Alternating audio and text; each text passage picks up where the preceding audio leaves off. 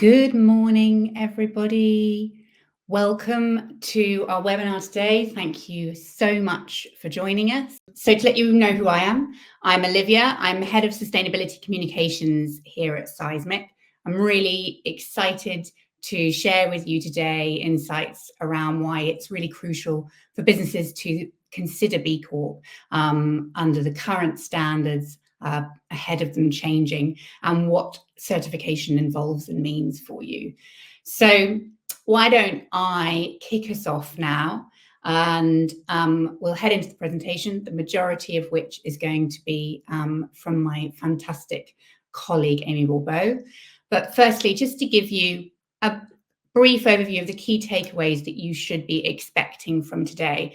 Firstly, we want to leave you with a better understanding of what the current certification process looks like for B Corp, and then give you some insights into understanding the upcoming changes as the B Corp certification evolves into the new standards.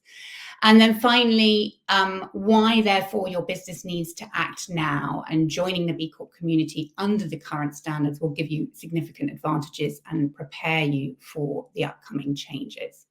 So I hope you will leave today feeling fully informed with all of these three key things under your belt. So quickly running us through our agenda so you know what the next hour is going to cover. Firstly, we'll just give you a bit of an introduction to who you're talking to today. So I'll tell you briefly a little bit about Seismic. We have a poll for you. We want to find out from our audience here today where you're at on your B Corp journey. And then we'll head into the meat of today's session, which is firstly an overview, as I said, of the current B Corp certification, what that process involves, some of the benefits of achieving it, and we've got some real world examples for you of other businesses who have successfully certified.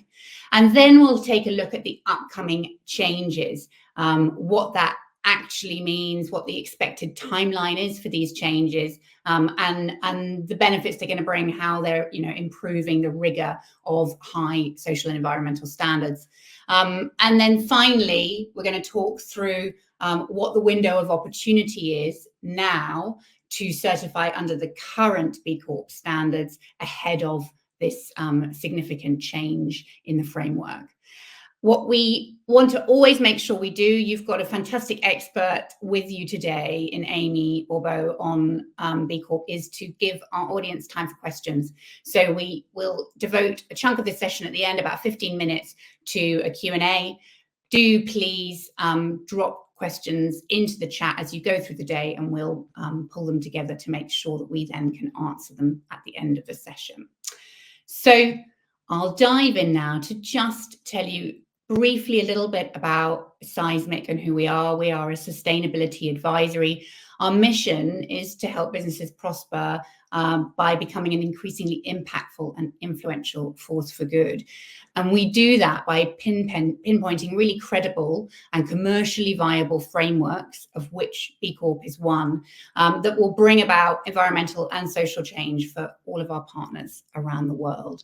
So we're really excited to be able to bring that insight, knowledge, and expertise to you today by talking about B Corp.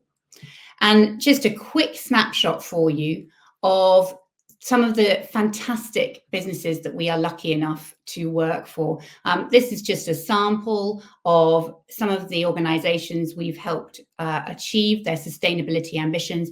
We work across multiple sectors and businesses, a huge range of sizes of businesses. We've supported just under 200 businesses so far at Seismic, taking companies through over 800 BIAs. That's the B Impact Assessment. You'll hear more about it. So we're very excited to be sharing some of the insights that we've learned from working with these amazing businesses with you today. And just to give you a bit of further context as to what we offer as a sustainability advisory. We're home to Europe's largest and most experienced team of B Corp experts, but we also offer a broad spectrum of sustainability services, helping businesses to achieve all of their broader sustainability objectives. And that covers helping develop sustainability strategy, through to sustainability communications, which is the part that I look after. And we support with carbon expertise through to B Corp expertise in that analysis and insights.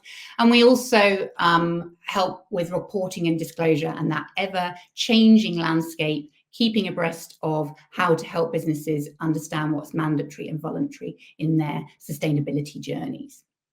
So we're going to kick off today's session with a bit of a poll, and we really love to understand the level of knowledge and awareness of B Corp that we have in the room. So a poll should pop up on your screens at the moment. We're asking you to give us a number of 1, 2, or 3 of where you're at in your B Corp journey. Are you exploring it? That's the number 1. Have you started the BIA? That's opened up the B impact assessment and had a look at filling it in. Or are you further down the road, which is number 3, committed to certifying and on the way? And we'll be taking a look at some of those results in a second. So while you're just filling those in, let me introduce you to our fantastic speaker today. I'm really pleased to hand over to Amy Bourbeau. She is one of the first ever B Corp advisors here in the UK, 10 years ago now. She's since then trained hundreds of others to become what are called B leaders, helping to share and build understanding of businesses going through the B Corp certification. She's really part of that founding B Corp movement here in the UK. And we're lucky enough for her now to be co-founder of us here at Seismic and Chief Impact Officer, and can share with you some of her fantastic insight for today. So I'm going to hand over to you, Amy, and I will be back with you all later to share some questions with Amy. Over to you. Thank you, Olivia, for that warm welcome, slightly embarrassing. And good morning, everyone. Thank you for being here and indulging us in talking about one of our favorite topics, which is B Corp. As Olivia said, I have been helping companies to use the B Corp framework since back in 2014, which is when I first heard about it and just fell in love with the with it in all aspects. So we'll talk more in a second, but B Corp is kind of a community and a movement, but it's also such a useful tool for businesses.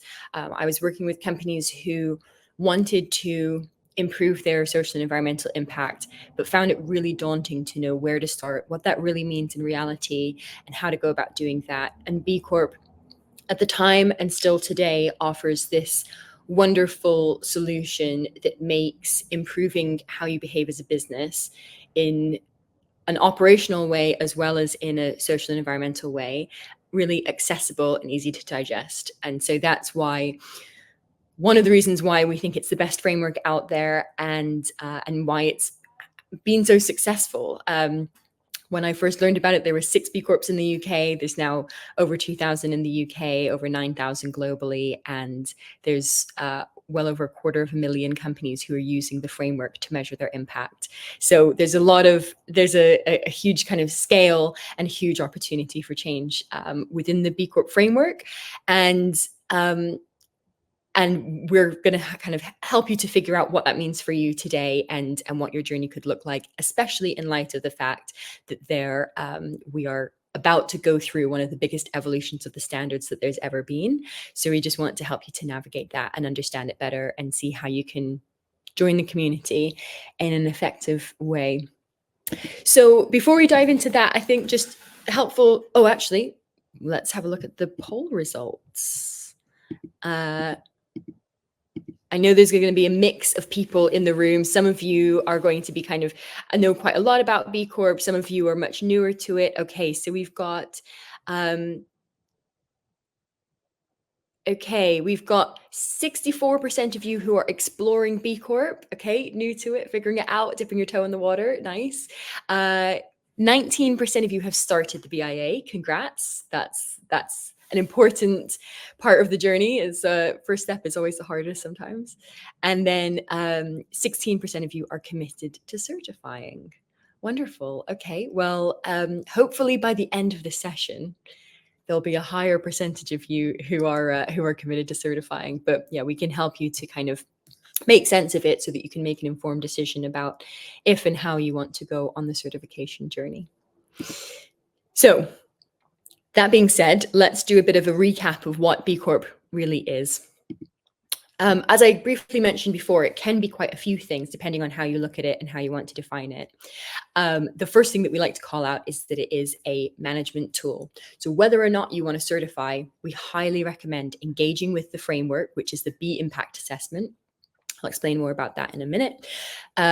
It's a free online tool, really accessible. As I said, over 250,000 companies who are using it around the world. There's no pressure to certify. It's just there for you to use, and you can measure and understand your impact and use it to kind of inspire how you improve your impact. So that is really powerful in itself. Then for companies who want to go on a certification journey, they want to show that they're not only measuring their impact, but they're meeting a high standard of performance. They can become certified, and you then become a certified B Corp, where you can show that you've been verified to meet this high standard of performance. It also helps to keep you accountable, and it helps to kind of communicate to your stakeholders that this is something that you are committed to, and that you take seriously. Again, I'll talk more in a second about how you certify and what that looks like. And then finally, like, this all exists because B Corp is a movement. It's a movement of people using business as a force for good. And it's about really changing business and shifting from a very shareholder-driven view of capitalism that we've been in for the last 100+ years, which, let's be honest, has not gotten us into a very good position. And it's about shifting away from being just about let's make the most profit for the fewest people, and moving it towards a stakeholder-driven way of doing business, which is to say that we absolutely should still make profit. That's a non-negotiable. Businesses need profit. It's the fuel that keeps them going.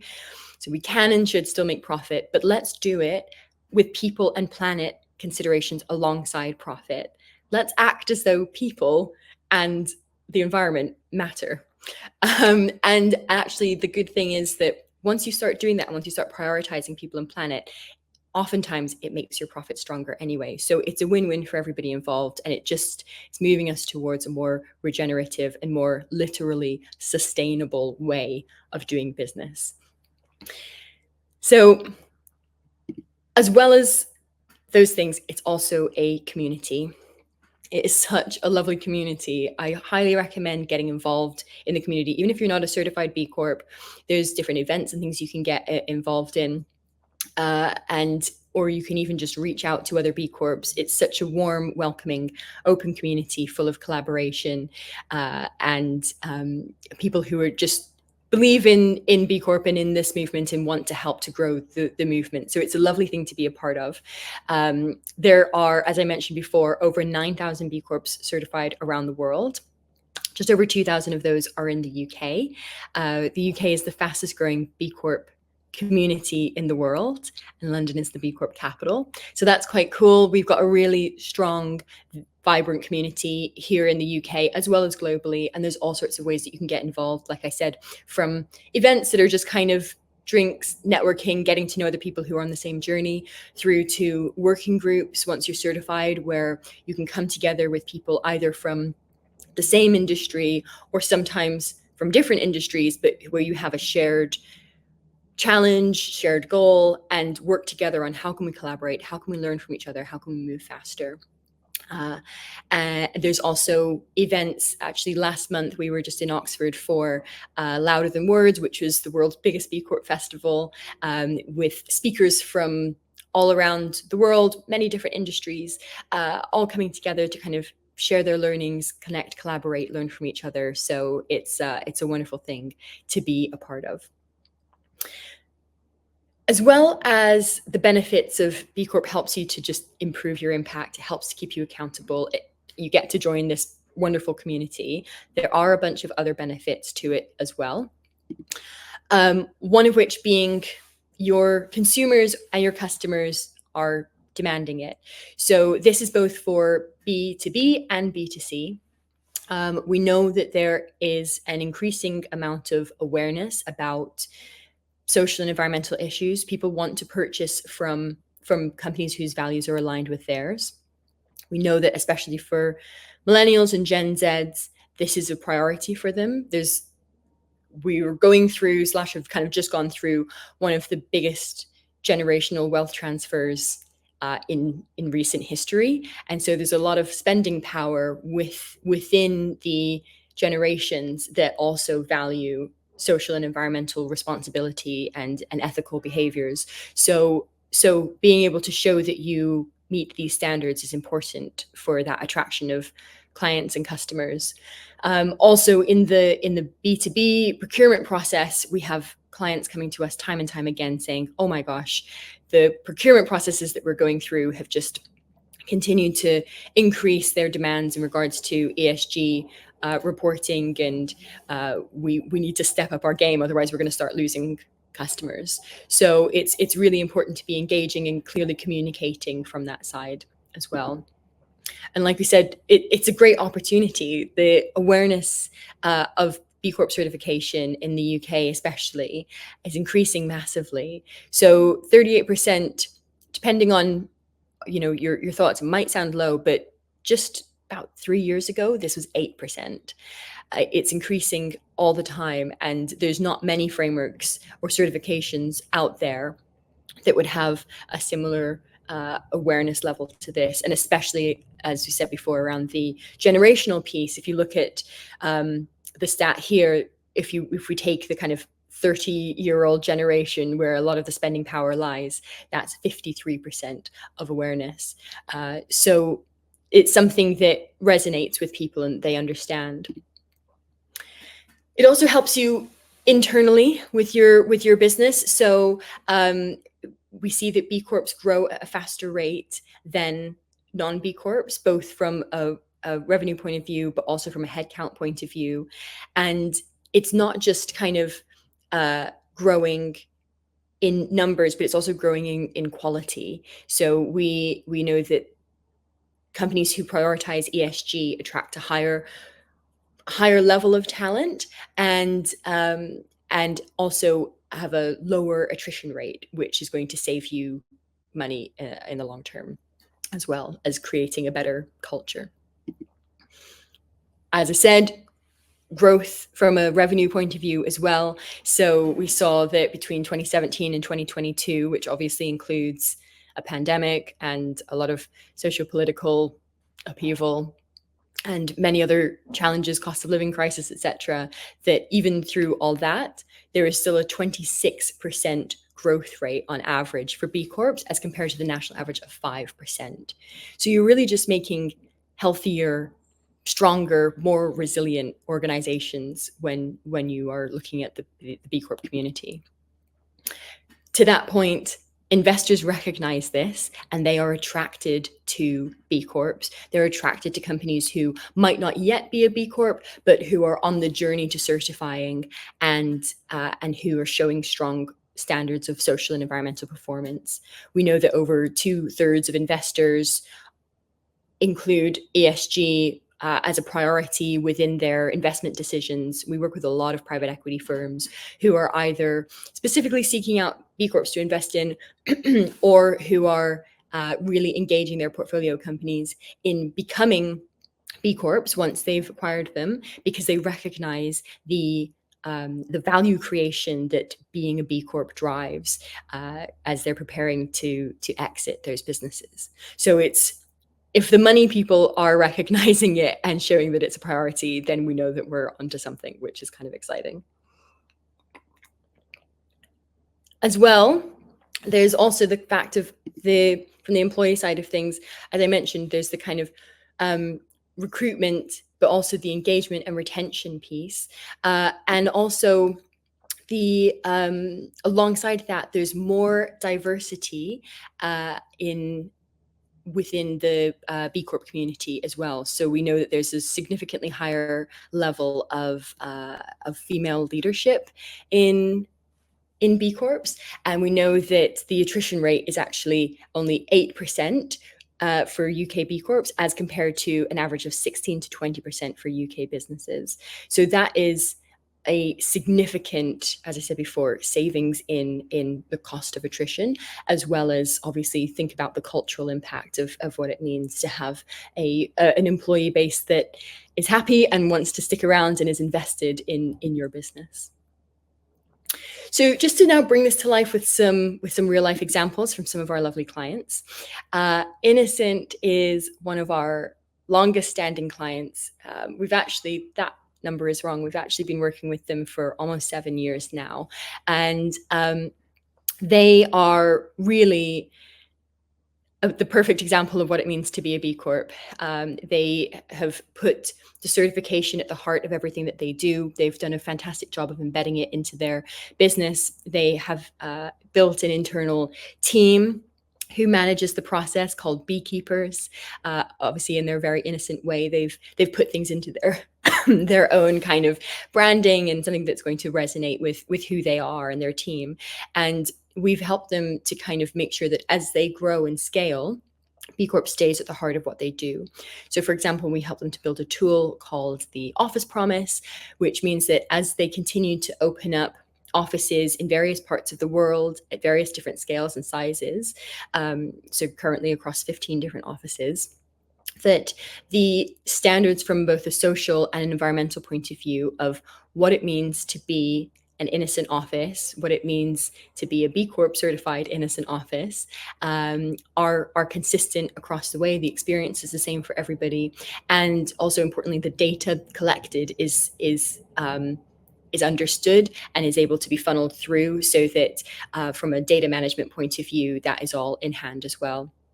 I could go on and on about Innocent, like how they include their social and environmental performance in their company scorecard, and every single member of the team, from the CEO to the most junior person, has ESG tied to their bonus and as a responsibility in their job descriptions, etc.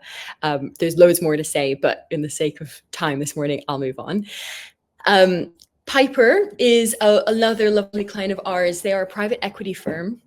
As I mentioned, we work with quite a lot of PE firms, and Piper are great. We help them to certify themselves, which is great. Obviously, it's important to start out by getting your own house in order, but Piper obviously recognized that while, of course, they should be doing the very best they can be doing internally in their office with their team, really the impact for them, the impact opportunity lies in their portfolio companies and how they can engage their investors and their portfolio companies. So we help them to launch a sustainability community with educational sessions, collaborative sessions, really helping to raise awareness and get their portfolio companies to get started on a sustainability journey.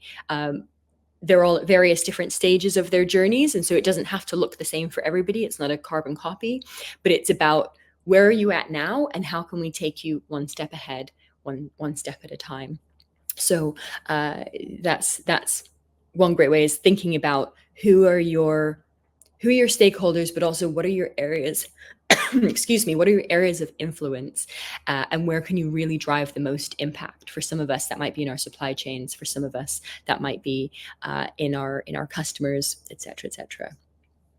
Speaking of supply chains, Sheared Packaging. So Sheared have been a client of ours for a couple of years now, and they certified as a B Corp earlier this year with a score of 101 points, which is really great. It's a really strong starting out score.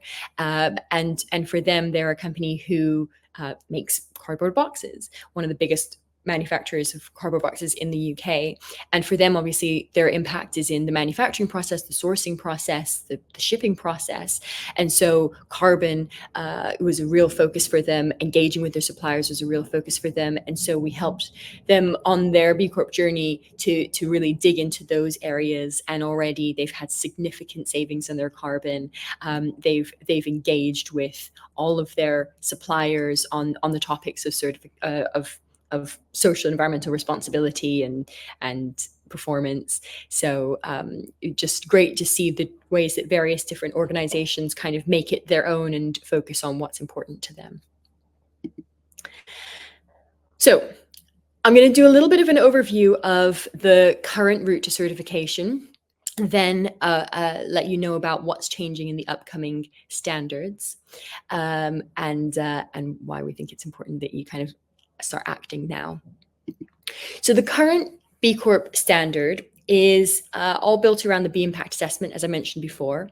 That B Impact Assessment, or BIA as it's commonly known as, is the free online tool that I mentioned. It's based around 5 areas of impact. Those are governance, which looks at kind of your board of directors, your ethics, your financial practices, transparency, all kind of the pieces around getting your house in order. We then have workers, which looks at all aspects of how you engage your employees, from pay, benefits, career progression, engagement, things like that. You then have community, which looks at various aspects of how you engage your community, from local sourcing, the social aspect of how you engage with your supply chain, through to diversity, equity, and inclusion, both internally and through your supply chain. And of course, charitable giving, how you engage with your community, give back to it through volunteering, charitable giving, etc. We then have environment, which is kind of all aspects of environment. So water, waste, greenhouse gas emissions, biodiversity, and that is both how you manage those things internally in your own facilities, but also if you are a product-based company, how you manage that through your supply chain and through the design of your products. And finally, customers, which is how you impact and protect your customers, and how you kind of drive value for and through them. Now, the assessment is tailored to companies based on their size and sector. So as I mentioned, a product-based company is going to see a lot more questions about their supply chain than a service-based company is going to, for example.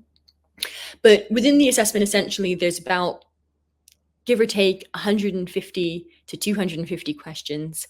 They're all scored, and as you answer them, you see how many points you're scoring within each question and overall on the assessment. And you need 80 points in order to be eligible to certify. Now, the average score for companies is about 50 points. So most companies will need to work on improving their performance before they can become a B Corp. That's the point, right? Is meant to be a community of businesses who are performing really strongly. So it's meant to be tough. And so you just need to get 80 points and show that you are doing that. And here's the process in order to certify. So you kind of start out by completing the B Impact Assessment. Highly recommend you go and create an account, get started on that. Then you do it. You see, and then you see what your starting out score is. We like to call it your baseline score. And most of the time, the vast majority of companies will need to work on then improving their score. So you can kind of use the assessment to identify which areas you want to improve on. And the thing to call out here is that there is a lot of flexibility built into meeting 80 points at the moment, because technically, if you answered all of the questions on the assessment in an affirmative way, you could be scoring into the 200s of points. That's incredibly rare. I think only one company in the world has exceeded 200 points, maybe 2. So it's incredibly rare. That's probably not going to happen. But it just shows that it means that you don't have to be doing perfectly on every question of the assessment. So for example, you could not be measuring your carbon footprint at all. You could not even know what a carbon footprint means, and you could still certify as a B Corp because you might be weaker in one area but stronger in other areas. So you work on picking out the improvements that resonate with you and your business and that feel viable and attainable, and implement those improvements to get up to where you're at 80 points. We recommend aiming for 85 points so that you've got a bit of cushion and a bit of room to breathe during the verification process. There's also a requirement from a legal perspective, which is where, as well as meeting the 80 points, you need to amend your articles of association to include a commitment to recognizing all stakeholders, not just shareholders. So that piece I was mentioning before about putting people and planet alongside profit. We can happily answer more questions about this at a later date, but it's a fairly straightforward process. It just requires that your 75% or more of your shareholders are on board with the concept of you becoming a B Corp. Once you've done those things, you submit your assessment and you will be paired up with an evaluation and verification analyst from B-Lab, who B-Lab are the organization that run the B Corp movement, by the way. They will then verify your score. You'll need to provide evidence, both in written, uploaded form and also verbal form. There'll be calls with B-Lab. And during that process, there's a bit of back and forth on your evidence and how you're performing. And then they will verify your score. Hopefully you remain at 80 points or higher. It is very common that companies don't. So actually 52% of companies who submit their assessment are not successful in their first attempt. So you can imagine how disappointing that is if you go drop your score to below 80 points. So we'll give you some tips on how to kind of avoid that. But yeah, if you are over 80 points when you're verified, then you will be welcomed into the B Corp community. That's you certified. And then every 3 years, you need to recertify again, showing that you're meeting and exceeding the standards by B-Lab. So as we mentioned, this is going to change soon. 2026 will be the first time that companies are starting to certify on the new standards, which are being developed at the moment. It is the biggest evolution of standards that B Corp has ever seen. So every 3 years at present, the B Corp assessment does get updated, and that's to just evolve with standards, right? Because obviously what was best practice 3 years ago in sustainability, it's a landscape that moves so quickly, starts to become more and more commonplace. And so in order for B Corp to stay meaningful and to stay something that separates out those high performers, it needs to kind of evolve its standards and what it expects of people. So there's always been an evolution. We're on the 6th version of the assessment as it stands, but this is going to be the kind of biggest restructuring and reimagination of what it really means to be a B Corp. So actually those 80 points, that 80 point requirement is going to no longer be a thing. And instead of points, there's going to be minimum requirements. So those minimum requirements span across, instead of the kind of 5 pillars that we went through before, there's going to be 8 impact topics, which start out with kind of foundational requirements, the basics that everybody has to do, and then roll on to purpose and stakeholder governance, fair work, so fair kind of treatment and remuneration for your workers, justice, equity, diversity, and inclusion, human rights, climate action, circularity and environmental stewardship, government affairs and collective action. And so what will happen is within each of these pillars, there are going to be minimum requirements that you have to be meeting. So like I said, whereas right now, 80 points, you can get that by focusing on some places in the assessment and not other places. Here, you will need to be doing certain things, otherwise you won't be able to certify. And so to my example before, technically right now you could certify even if you don't even know what carbon footprint means. On the current version of the assessment, for example, in regards to carbon, there will be specific requirements that you have to be meeting, including that you are measuring your scopes 1, 2, and 3 greenhouse gas emissions, that you have set a science-based target for net zero, and that you have a climate transition plan, which you've already started to make progress on. This is based on a draft version of the standards. They're not fully out yet, but the kind of the basics are in place. It's important to call out that the assessment will still be tailored to companies based on their size and sector. And to kind of help our clients to start doing a bit of a gap analysis and to understand where they're at in regards to performance and the new expectations of the new standards, we've kind of developed a proprietary tool that helps us to inform our clients, okay, you'd be doing well at this, but you've got gaps here. Here's what you need to be prioritizing in the years leading up to the certification. And actually, I say years leading up to, it's only 15 months away. So it is something that that businesses kind of need to start taking action on quickly. I'm not going to go into this too much in the interest of time, and in the interest of today, we're talking about why we recommend you getting started now on the current version of the assessment, which is the 80 points side of things. But there are, just to quickly call out, there are a bunch of benefits of the new standards. It's really exciting, and it's a great evolution for the B Corp framework. It's going to be super holistic, as we saw by the topics that we just spoke through. It's still going to be tailored to companies based on their size and sector, which is really important. And there's also going to be larger size brackets included. So for companies over in the multiples of thousands of employees, you will have kind of tailored questions for you as well. I think also the really important thing here is that it gives confidence around what it means to be a B Corp. At this point in time, being a B Corp is about meeting a high standard of social and environmental performance, but we can't quite define what that is. On this new version of the assessment, it'll mean that you know that if a company is a B Corp, you know that they are on a journey to net zero. You know that they are paying people fair wages, that they are engaged with their supply chains, etc. So it's a little bit more easy to define. Also, the new versions are being designed with interoperability in mind. So bearing in mind the frameworks of CSRD, the IFRS, the GRI, all of the other kind of reporting and disclosure requirements out there for those companies who either are currently or are about to need to be meeting these reporting requirements. It means that there's a really big overlap, and you'll be able to kind of focus your impact in one way, rather than thinking, okay, we've got to do all our CSRD stuff and now we've got to do all our B Corp stuff and all of this stuff. It just means that you can be more streamlined and that it all feeds into each other. There's a really big overlap, so that's helpful. Nobody wants to be doing more than they need to be doing, especially on the admin side of things. So there's also going to be more clarity, which is nice. In the current version of the assessment, there's quite a lot of room for interpretation.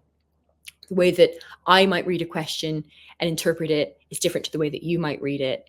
And obviously that can cause some challenges, and that type of thing feeds into some of the aspects of, like I said before, that 52% of companies who don't certify on the first time. That's not for lack of trying most of the time. It's maybe because they haven't quite understood. And so in the new version, there's going to be a lot more kind of transparency and clarity around what it literally means and is required of you to meet each of the specific standards within the assessment, so that you can feel confident that what you're implementing is what is required by B-Lab. And just so you know, the timeline, so as I mentioned, it's really only around the corner. The kind of standards are being finalized for the rest of this year. So there's been multiple kind of public consultation periods, multiple rounds of feedback that have resulted in evolved versions of what the standards look like, and they are going to be properly finalized and released most likely in the beginning of 2025. I think likely Q1 there. And then there's a period of time that companies have to start thinking about and transitioning to the new standards. So the actual new platform will launch at the end of 2025. So that's the evolved version of the B Impact Assessment, where you can log on and see all these in your kind of own account. And then the first companies will start to actually certify on the new standards in early 2026. This is all slightly subject to change, but this is what B-Lab has been communicating. Now, it's not going to be like a switch flip where all of a sudden one day you're working on the current version and then bam, you're required to be on the new one. There will be this transitional phase so that you can see what's coming up, and you know that to certify on the current standards, you have to submit by a certain date. Those specific dates will be communicated as they're defined. But essentially, we recommend starting now because it's only 15 months away. It takes about 15 months. If we just give a reminder of this slide here, it takes you time to start out by starting your assessment, understanding your current score based on the current version of the assessment. Then it can take a number of months to implement your improvements to get to 80 points or higher. Then the verification process is about 8 months, give or take. sometimes a little less, sometimes longer. So in order for you to get in comfortably and certify on the new version, on the existing version of the assessment before the new standards come in, you really want to get started now. So yeah, just to say, and the reason why we recommend that is because honestly, the new standards, as is the point, are going to be harder. There's going to be that less flexibility because there's those minimum requirements across those areas. We also know that it's not quite wrapped up yet. So there's the guidance that's out there is good to kind of look at and start to inspire some of the decisions you make, but it's not formally wrapped up yet. And as I said, it is coming soon, round the corner with companies being able to start certifying in 2026. So the window of opportunity really is now. And as I said, just kind of the reason why we would recommend getting started on the current version now is that those new standards, they're raising the bar, as they rightly should.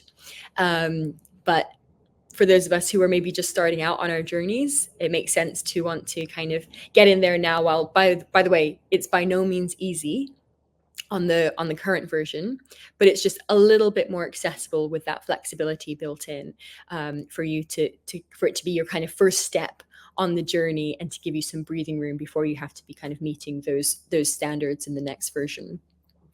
Also, like, the B Corp community is growing so quickly, as we said, awareness is raising of it, and so the time to certify is now anyway, because your customers, your employees, your investors, they're expecting it, and it helps to give you that competitive edge. We find that in certain industries, food and drink, for example, is an industry that we specialize in a lot, and I lead our food and drink practice here at Seismic. And that is an industry where, for the most part, there's quite a lot of companies who are certified, and you're starting to become a little bit of a laggard if you're not a certified B Corp. There's also other industries where that's not so much the case, and you have an opportunity for leadership. So I think just recognizing the competitive edge that being a B Corp gives you, or the kind of expectation that there is of you, is another reason to get started now. And also, it just helps to kind of future-proof you, because there is, as we know, that existing kind of those existing standards and requirements coming in, whether that be regulatory standards, whether that be expectations from customers, expectations from investors. And so better to start the journey voluntarily and proactively now, so that you're able to kind of meet those requirements, rather than have to kind of rush around trying to figure it out as and when all of a sudden these standards come in and are expected of you. So just to quickly give you some things to consider when you're embarking, hopefully, on your B Corp journeys. I think really important is to, it sounds obvious, but is to try and get it right the first time. So as I mentioned, that 52% of companies don't certify successfully on their first attempt. There's so many different mistakes that it's easy to make, common pitfalls, but they are avoidable. It's a case of kind of knowing what you're looking for. So at Seismic, we've done, hundreds and hundreds of B impact assessments. We've helped many, many clients through the verification process. We actually have a number of our team are in-house with B Lab, acting as evaluation analysts. So we know that we're B Corp geeks, like we know it inside and out, we know what to look for. So 100% of our clients who we've supported through the process have been successful in their first attempt. So it is doable. It's just a case of knowing what you're looking for. And then really, really importantly is treating this as a strategic process. This is not something that's like a special project on the side. We're going to become a B Corp, but the rest of the business will kind of stay the way it is. This should be really a journey and a tool to inform your corporate and sustainability strategy, so that you are doing this in a meaningful way that's embedded into the business, that's making you a better business all around, rather than something that's kind of kept in a silo on the side. So we love to help our clients to kind of bring it to life within their strategy. And then finally, as I said before, just connecting with the B Corp community, connecting with B Lab.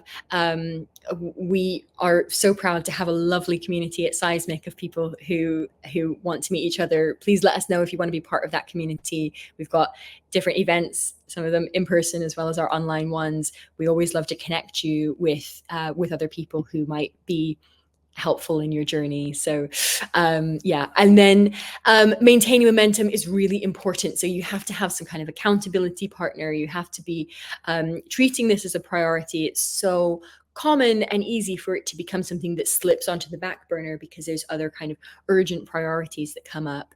But it's about kind of being strict and maintaining that momentum. Otherwise you'll kind of get left behind, and protecting some time and resource for it. So it does take time and resource. It's going to also take multiple people within your team. You know, it spans across the whole organization. So you're going to want that input from across different aspects of the business, as well as people to kind of oversee it and keep the ball rolling on an overall kind of project management level.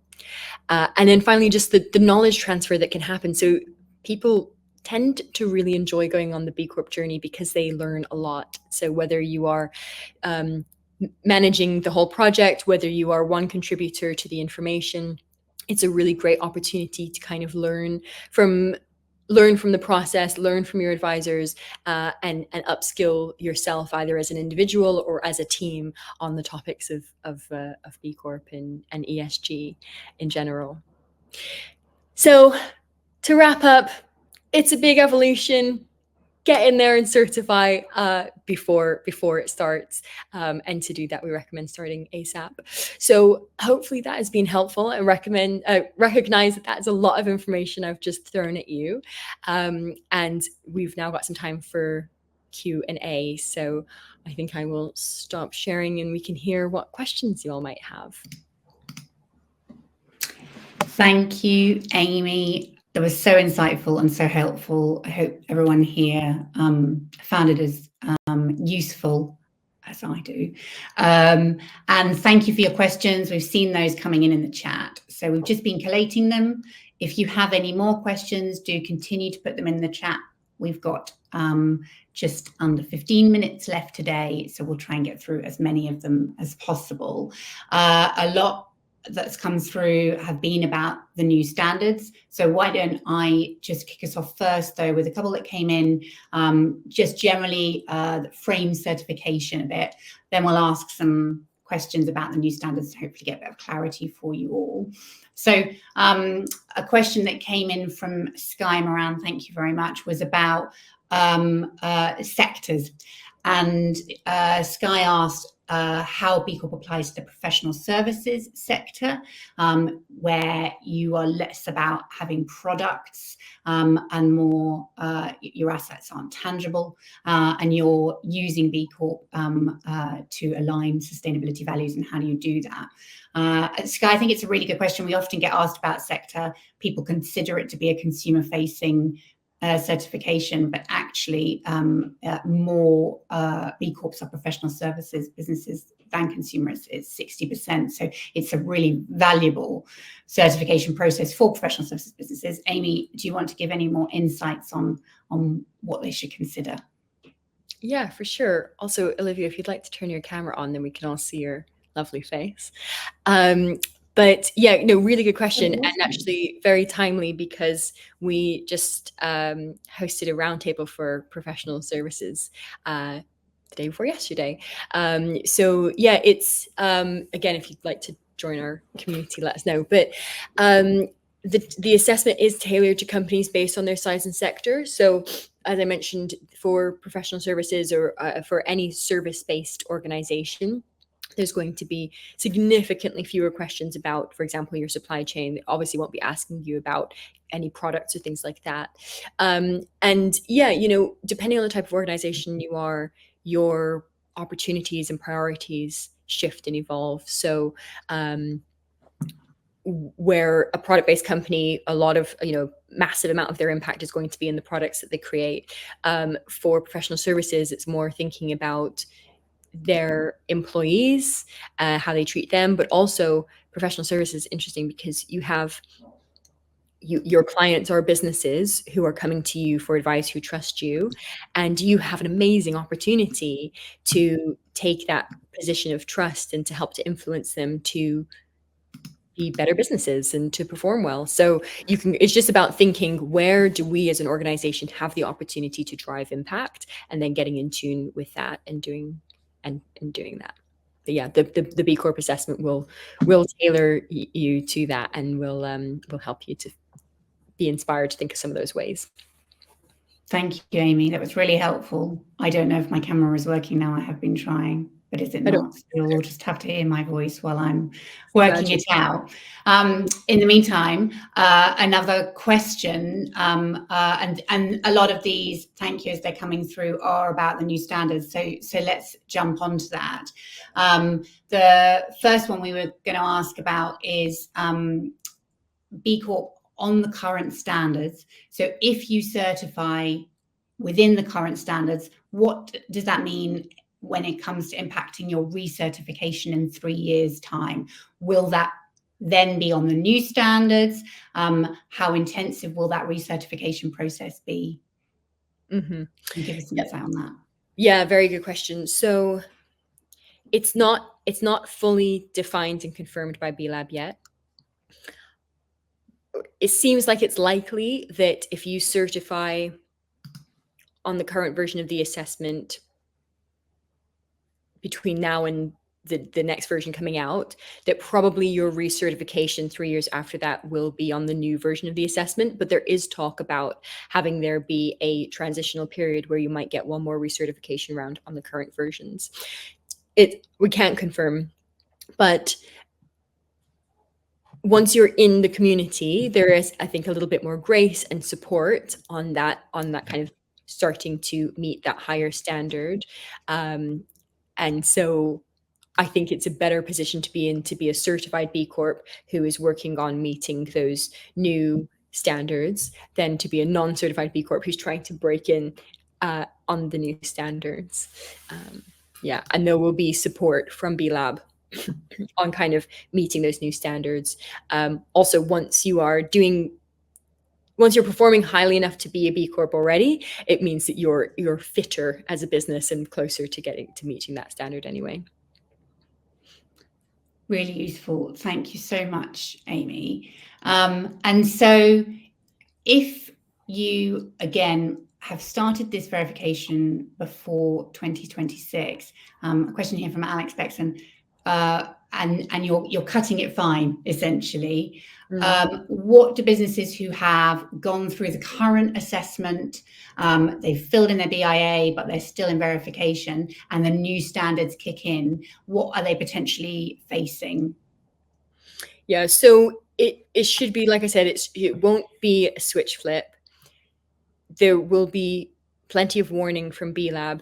So closer to the time it'll come out, and they'll say something along the lines of, for businesses who are 80% of the way through the B Impact assessment, you have up until X date to submit on the current version of the assessment and be able to verify it on that version. And then after that date, then it will be a switch flip. Then you will need to go into the new ones. But that means that you'll know, and you'll have a fair run-up period, so that you can, you know if it's viable for you to still stay certifying on the current version or not. I hope that makes sense. But yeah, it won't be a lights out kind of situation. Thank you. And I think it's really helpful for businesses to really understand, like, what should I be starting on? Should I be thinking about the next? So that clarity gives a lot of sense. One of the questions that we've had is about the Articles of Association amendments, which is something we find a lot with our clients. They ask, they want to understand what it means. And so the question is, what will that involve? Is it possible to do? If you could just clarify on that. And then what are the implications in that Article Association change for the new standards too? Yes. So what does it involve? So the Articles of Association change is a really interesting one. And it is, so B-Lab have specific wording that is designed for B Corps to include into their Articles of Association. The literal process is actually very simple. It's taking the specific wording, inserting it into your current articles, and passing what's called a special resolution. This is in the UK, by the way. It's different country to country, depending on what your local business laws are. But To pass that special resolution in the UK, you need 75% or more of your shareholders, by shares, not by people, to agree on this change. And there's two aspects of the change. Essentially, the first one is that the directors of the company have the ability to consider other stakeholders, for example, the community and the environment, when they're making business decisions, and not just shareholders. So it gives directors of the company this kind of freedom to make decisions based on not only a financial basis.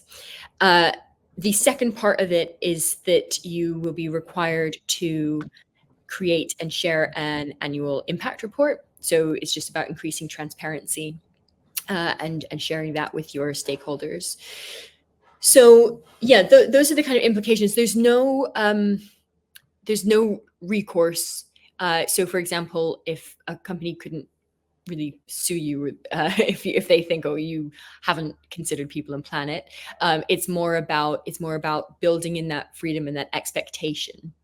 Of course, there's never going to be, every decision comes at the cost of some other thing. So there's never going to be, well, I'm sure there are in some cases, but oftentimes there isn't a perfect decision that perfectly balances the benefit of people and planet and profit. So there's always going to be something that weighs out. But as long as you're showing that you are considering that, you're building it in. And to be honest, if you are meeting the standards of being a B Corp, then you're doing enough to show that you're committed to that you are meeting that commitment of considering people and planet. We expect that the legal requirement will be the same on the new version of the assessment. We haven't heard anything to the contrary, so that should be the same expectation throughout. Thank you, Amy. I think that's really helpful because it is often something people aren't sure about, but actually, can be an easy part and a key part of the process. I'm conscious of time, and we do have more questions, so thank you for all of them, and we will try to share some insights back. We write up notes from after this, and we share further blogs that we've produced, so we should be able to answer any outstanding questions, and do reach out to us.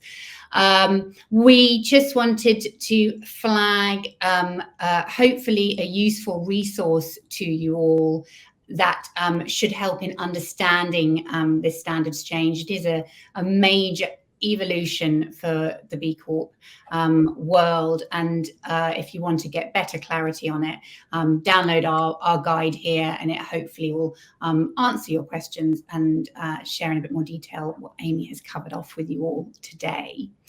And then I wanted to just let you all know that our next session is tailored specifically to the food and drink sector. A lot of our amazing clients are from the food and drink sector, and Amy will once again be sharing her insights with you all on that we've learned from some wonderful businesses like Innocent Drinks, Sipsmith Gin, Gusto, Proper Corn, around their sustainability journeys and what this means for your progress. So do join us on the 12th of November.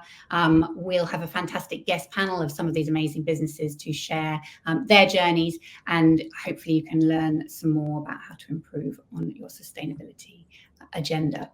So I'll leave us there today. Thank you so much for joining us. It's been an absolute pleasure to have you all here. I hope you found it valuable, and that we see you again at our future events. Have a good day, everybody, and please keep in touch.